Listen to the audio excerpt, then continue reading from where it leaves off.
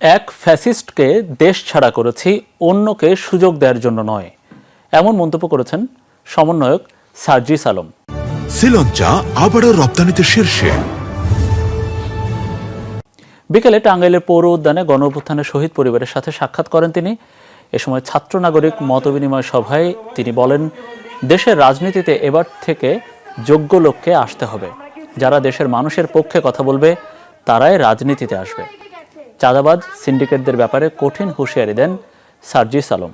এছাড়া সন্ত্রাসের বিরুদ্ধে সবাইকে সোচ্চার হওয়ারও আহ্বান জানান তিনি। এক ফ্যাসিস্টকে আমরা দেশ ছাড়া করেছি, অন্য ফ্যাসিস্টকে জায়গা ছেড়ে দেওয়ার জন্য নয়।